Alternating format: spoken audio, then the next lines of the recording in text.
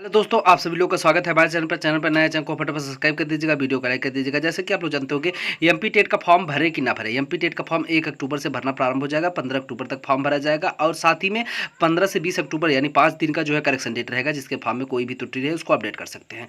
लेकिन कई सारे लोगों के मन में कई तरीके की दिक्कत है कि क्या यहाँ का फॉर्म भरे ना भरें, वैकेंसी कितनी है, अदर स्टेट वाले कैंडिडेट क्या करें, उन सभी चीज़ों पर हम एक एक करके चर्चा करने वाले हैं गाइज। तो जैसा कि एमपी टेट का जो फॉर्म होता है वो तभी आता है जब भर्ती आने वाली होती है, ये नॉर्मल सी बात है। क्योंकि इसके पहले भी जब फॉर्म आया था तो आप देखेंगे तो वो वैकेंसी अभी तक क्लियर हो रही थी, क्योंकि माननीय सुप्रीम कोर्ट 13 जो है अगस्त का डिसीजन जब बीएड को बाहर करने के लिए आया था, तो उस डिसीजन के बाद से यहाँ पर जो कैंडिडेट प्रभावित हुए थे वो आज तक मैटर पेंडिंग में चल रहा था मध्य प्रदेश का, जिसमें अभी हाल ही में माननीय सुप्रीम कोर्ट ने ही स्पष्टीकरण दिया, जिसमें साफ तौर पर बोला कि 13 अगस्त यानी कि जो जिस दिन डिसीजन आया था उसके बाद से जो कैंडिडेट सिलेक्टेड किए गए हैं उनको बाहर किया जाए। तो वहाँ पर एक फर्स्ट लिस्ट तैयार करने की बात की गई थी, जो कि ये भर्ती वही है जिसके पहले जब एमपी टेट कराया गया था। ठीक है, तो ये आप लोग समझ गए होंगे। तो एमपी टेट कराने के बाद तकरीबन उसके बाद आप देखेंगे तो यहाँ पर 5-6 सालों का समय हो गया और वैकेंसी नहीं आई है। 4 से 5 साल का समय हो गया और वैकेंसी नहीं आई। लेकिन यहाँ पर वैकेंसी की अगर हम बात करें तो क्या ये मध्य प्रदेश में कोई वैकेंसी आने वाली है, इसके बारे में मैं बता देना चाहता हूँ। तो इसके कुछ दिन पहले ही जो है वहाँ के कई सारे लोगों के द्वारा ये चीज़ें स्पष्ट की गई थी कि वैकेंसी 50,000 की संख्या में खाली है ये मध्य प्रदेश में। हालांकि एक डाटा प्रस्तुत हुआ है जो अभी ऑफिशियल है, अनऑफिशियल कोई अपडेट नहीं है उसके बारे में, जिसमें ये चीज़ बताया गया है कि कई सारे विद्यालय में जो है एडमिशन ही नहीं हुआ है या फिर कैंडिडेट की संख्या शून्य हो गई है। तो देखिए, ऐसे तमाम कॉलेज विद्यालय होते हैं जिसमें कैंडिडेट की संख्या शून्य गई। उत्तर प्रदेश में भी कितने विद्यालयों को बंद किया गया, बिहार में भी बंद किया गया। बट ये जरूरी नहीं है कि क्या उन्हीं के विद्यालयों से ही वैकेंसी आएगी। मतलब मान लीजिए 150 विद्यालय ऐसे होते हैं जहां पर ये दिक्कतें हो जाती हैं, ठीक है, तो उनको मजबूरी में या फिर किसी भी तरीके से बंद करना पड़ता है। लेकिन और विद्यालयों में जगह खाली है। अगर आप देखें एमपी में, तो एमपी में तकरीबन 50,000 से अधिक पद रिक्त हैं जिसको भरना अनिवार्य है, क्योंकि वहां पर इसके पहले भी वैकेंसी जो है इलेक्शन से पहले ही आने वाली थी, लेकिन किन्हीं कारणों की वजह से वैकेंसी पेंडिंग में रह गई, जो कि माननीय सुप्रीम कोर्ट का वो डिसीजन था और जबलपुर हाई कोर्ट का भी डिसीजन था, जिसको जो है एग्री करवाने के लिए यानी वेरीफाई करवाने के लिए जबलपुर सरकार और मध्य प्रदेश सरकार वहां गई थी सुप्रीम कोर्ट में। ठीक है, अब यहाँ पर जो मुख्य कारण है वो ये है कि क्या एमपी टेट का फॉर्म अदर स्टेट के कैंडिडेट भरे। तो इसके पहले जब भी एमपी टेट का फॉर्म आया तो अदर स्टेट के कैंडिडेट को बुलाया गया था मुख्य भर्ती परीक्षा में, और यहाँ पर इस तरीके की बातें हैं तो कि आप लोग यहाँ पर इसका टेंशन निकाल दीजिए कि अदर स्टेट को नहीं बुलाया जाएगा। तो अदर स्टेट के कैंडिडेट हैं यदि आप हैं तो देखिए 560 रुपये आपका फॉर्म पर लग रहा है। अब एक बात मैं आपको बता दूं कि यदि आपने एमपी टेट का फॉर्म नहीं भरा तो इसके बाद आने वाली वैकेंसी में अगर इस अदर स्टेट को यहाँ पर मांगा भी गया, मतलब ऐसे संभावना 100% है, मतलब बुलाया जाएगा, वहाँ पर सीटें स्पष्ट कर दी जाती हैं, उतनी ही सीटें में बुलाया जाता है।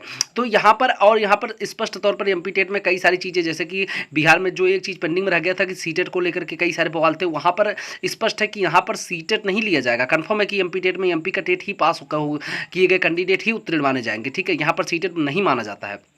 और यहाँ पर अगर आपने एमपी टेट नहीं भरा है तो आप जीवन में कभी भी वहाँ की आने वाली वैकेंसी, जब तक मतलब जीवन की बात नहीं कर रहे हैं, लेकिन आने वाली वैकेंसी में आप फॉर्म नहीं भर सकते, फिर आपको एमपी टेट देना ही पड़ेगा नेक्स्ट वैकेंसी के लिए। तो नॉर्मल सी बात है, इस वैकेंसी के बाद आपको अब जो इस टेट के बाद आपको दूसरा टेट नहीं मिलेगा जब तक वैकेंसी नहीं आ जाएगी। तो यहाँ पर वैकेंसी 100% आने वाली है। मैं स्पष्ट कर देना चाहता हूँ कि देखिए, मध्य प्रदेश में तकरीबन कितना प्राइमरी के तकरीबन 20 से 25,000 पद 100% आएंगे। अब वहीं पर बात करें कि कंपटीशन का जो आधार है उस पर अगर आप देखेंगे तो केवल डीएलएड के कैंडिडेट हैं, क्योंकि ये प्राइमरी की वैकेंसी है।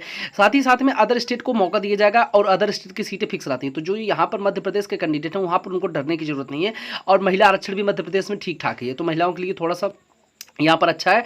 और सच्चाई ये है कि यहाँ पर वैकेंसी तो बहुत रिक्त है, वैकेंसी आ नहीं रही काफ़ी साल से, तो वैकेंसी नॉर्मल सी बात है कि रिक्त है और वैकेंसी यहाँ पर इस बार भरी जाएगी। ये आप 100% समझ लीजिए कि प्राइमरी की वैकेंसी 20 से 25,000 आएगी, ये 100% सत्य है और जल्द ही देखने को मिलेगी। लेकिन एमपी टेट कराएगा, क्योंकि इस तरीके का अचानक से एमपी टेट देना बहुत ही शार्ट नोटिस में, यानी कि किसी को कुछ पता नहीं था कि एमपी टेट का नोटिस आने वाला है और अचानक से नोटिस आ गया। तो आप खबरों की, जो न्यूज़पेपरों की बातों पर क्यों विश्वास कर रहे हैं? क्योंकि अगर कोई न्यूज़पेपर वाला कह रहा है कि अब एमपी में सारी वैकेंसी है, जो सारे विद्यालय बंद हो चुके हैं, तो क्या उसके पास कोई ऑथेंटिक न्यूज़ है? नहीं है।